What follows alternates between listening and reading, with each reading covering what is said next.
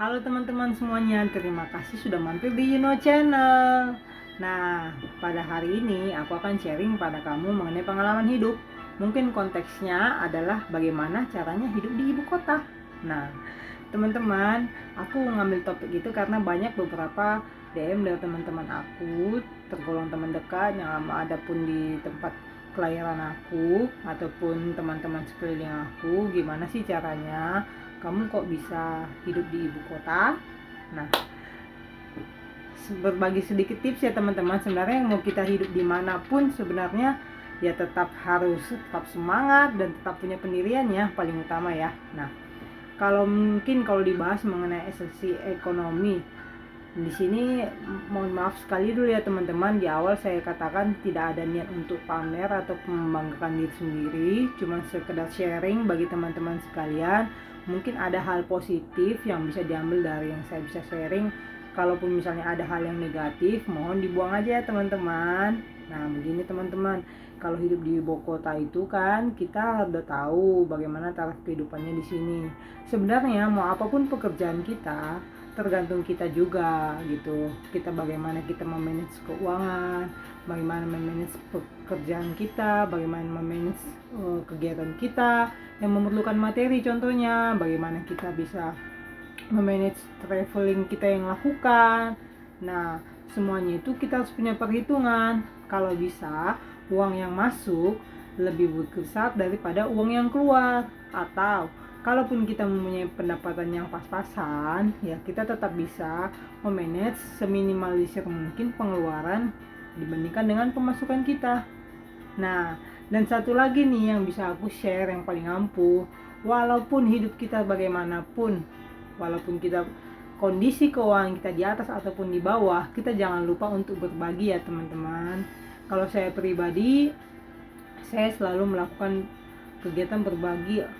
Kalau mungkin teman-teman bisa lihat di media sosial saya sering membuat ada namanya Okto Panjaitan Berbagi Kasih. Nah, kalau itu saya mungkin setiap 4 bulan sekali ataupun 6 bulan sekali, ataupun kalau memang lagi ada rezeki dari Tuhan per 3 bulan sekali, saya pasti akan mengunjungi beberapa panti asuhan.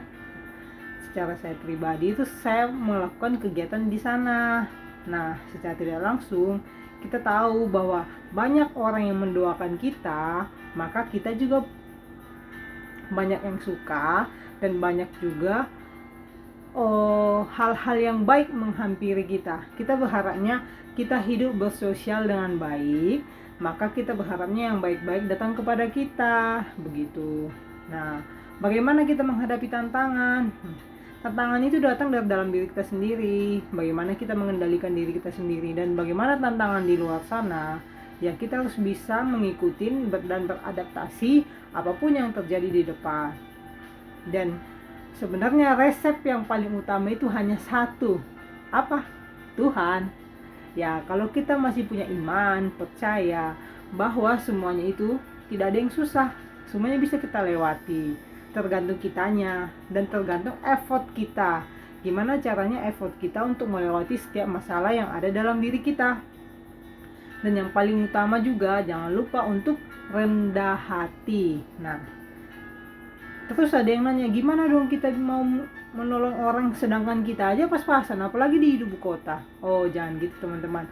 Menolong itu kebanyakan kita tahu pasti mikirnya selalu dari materi. Tidak, menolong itu tidak hanya dari materi ya teman-teman. Dengan kita memberikan dia makanan, atau dengan memberikan dia nasihat ataupun dukungan, kita sering nelpon dia nanyain kabarnya, itu sudah menolong teman ya, mungkin dalam hal-hal yang kecil gitu. Nah, saya sih berharapnya teman-teman aku ataupun yang ada di Yuno Channel yang nonton ini, kita tidak boleh menutup diri untuk orang lain, baik itu orang yang menyakiti kita ataupun orang yang baik pada kita.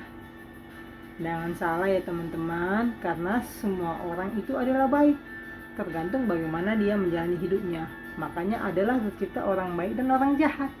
Nah, begitu ya. Jadi tadi katanya bagaimana menjalani seputar kehidupan di sini?